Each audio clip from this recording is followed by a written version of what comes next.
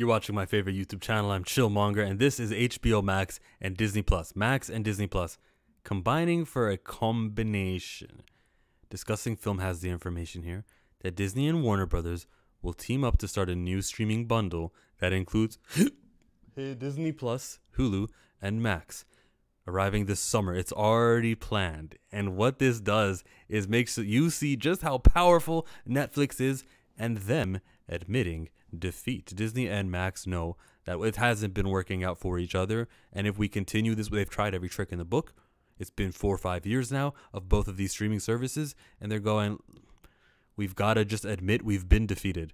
But if we do this uniting thing with Hulu, with Disney Plus, with Max, we can make it so that this bundle is the TV spot. Paramount Plus is not saying much. Peacock is not saying much. I'm not saying they're nothing. I'm just saying. But if we powerhouses can team up, they're going, you guys are the Star Wars people, aren't you? And then they're looking at Disney. Well, you guys are the Game of Thrones people, aren't you? And they're meeting in the middle like a Reese's Puffs, and they're saying, this is how we take down Netflix. Netflix is the outsider. Netflix is the guys who didn't even exist. 20 years ago, they didn't even exist. And to take them out and to target them is the goal.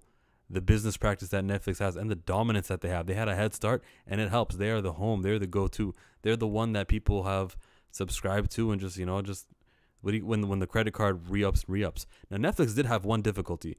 2 years ago, they reached a fiscal year where they had a decrease in subscribers. It wasn't a fiscal year, it was a quarter. And for the first time ever, they had less net subscribers than they did before. And that's never happened. They've been on a growth. And they realized, oh my God, maybe it was 200 million people, maybe? I'm making up the number. It could have been not 200 million. But they're like, I guess 203 million was the cap. That's how much, now we know. And they kind of felt the market out. Netflix kind of realized that, and they had to change and rearrange and figure out how many is too many. They found a ceiling. It's not the ceiling, it's a ceiling. And because of that, Hulu, Disney Plus, Max, they also know just how much is how much. And knowing that, they go, let's team up. If they did give up, though, they definitely, most certainly, you can't look at this any other way than a failure at being successful on their own. What they're going to do is combine. And is it like cable? Yeah. And it's going to be pricey, more than just a little $10 subscription here. We might cost us $20, but $20 a month to get the TV service. Plus, maybe you also got Netflix, and that's $2. But you got Hulu, Netflix, Max, and Disney Plus, and you pay, let's say, $30 a month. It won't be 30; it'll be $40 a month. I don't know, man. Maybe $30 USD, $40 Canadian. I don't know, man. Do I really need entertainment that badly, or am I going to be selective with which one of these services I am going to get? Or even worse, this isn't movie theaters. This is your home. My computer is what I use to watch Netflix. My computer has a tab right up top. I can type the name of the movie online free, and then I'll get the movie online for free. If I want to watch X-Men 97, do I really need a Disney Plus subscription, or can I press X-Men 97 season 5, episode 1? Can I just type that in online for free and find a website to do it?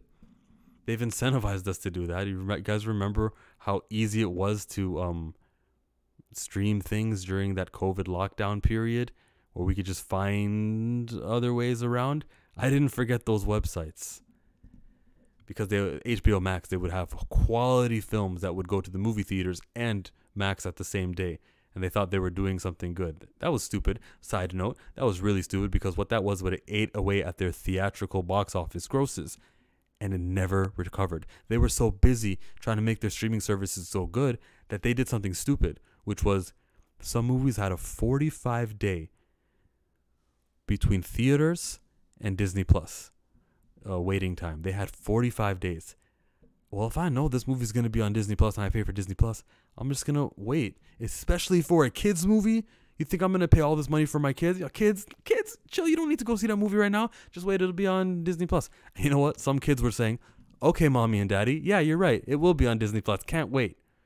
They thought they were making Disney Plus better. They were eating away at their theatrical gross. I think that everything that goes to the movie theaters shouldn't show up on Max and Disney Plus and Netflix. Sony movies go to Netflix.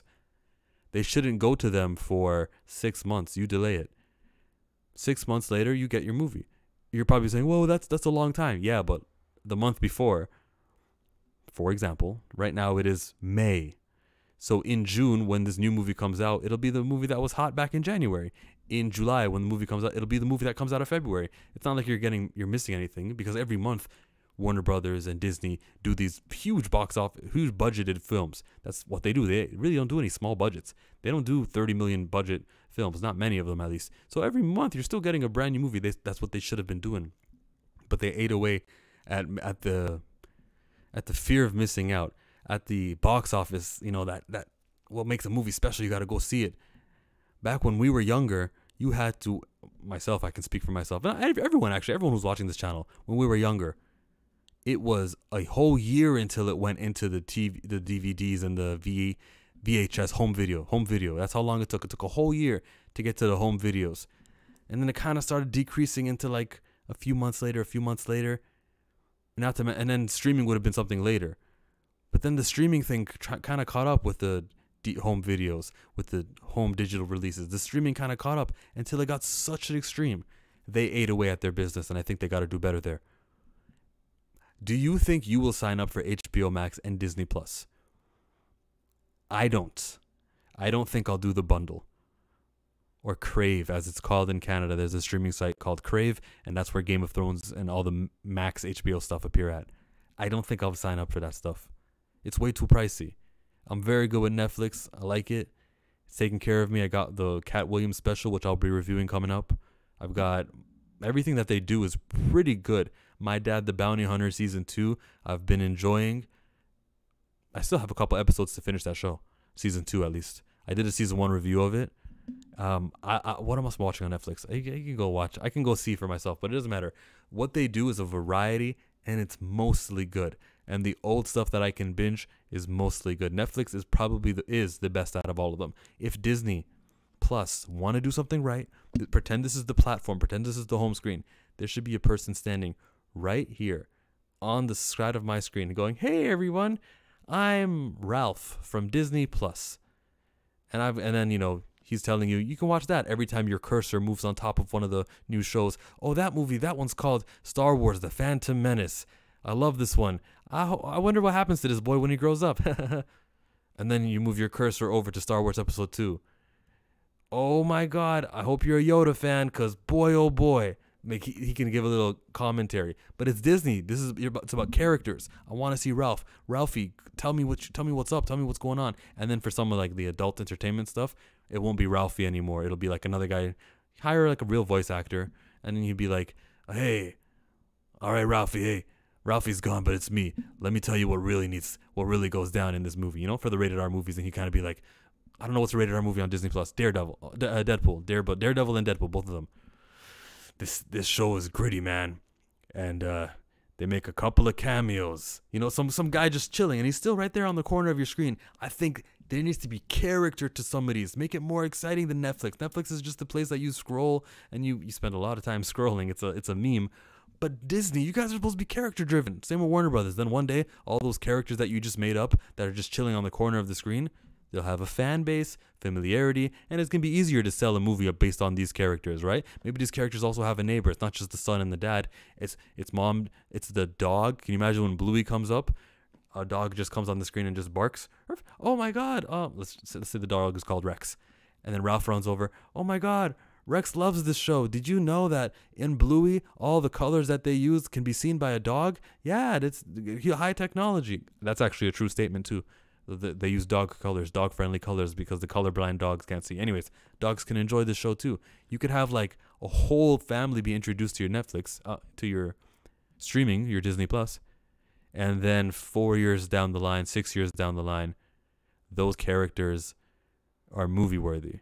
It can happen. The Simpsons were a TV show, and they had a movie. Their movie made $700 million. Their movie made money. It was a profitable movie, and it was an animated film. It was very easy, based off of recognizable characters. You could do kind of the same thing and bring some light to your services. Think that way. Think creative, and not think business of, well, if we combine, we do the percentages. Netflix are the outsiders. We're the legacy media, so listen, let's just link up. That's crazy. It's crazy that those two legacy companies can just go like, no, we need to bully the new guys in town. We need to be the guys who can fight Netflix. What was happening in some of those writer strike, actors strike meetings during those big studios, and how the big studios agreed that they would share their streaming data with the writers so that the writers would know how much to ask for. Now they had to keep it secret, and so far I think they've kept it secret. I don't watch Dan Murrell enough, but if someone knows Dan Murrell on his YouTube channel, probably knows a website or somewhere that isn't Nielsen that gets the exact numbers to know how shows perform. Side note, when Ahsoka came out, they did say that 14 million people viewed. They didn't classify what a view was. I've gone on for too long. This is a 10-minute video so far. I don't want to talk for 10 minutes about streaming. I want to talk about how I think this is bad for the industry, because the bundle is a bad idea. I hope that they can keep them the option to do Hulu, the option to do Disney, the option to do Max, and not make me have to do a bundle. So far, it looks like that. The bundle is an option. Thanks for coming. Chill out.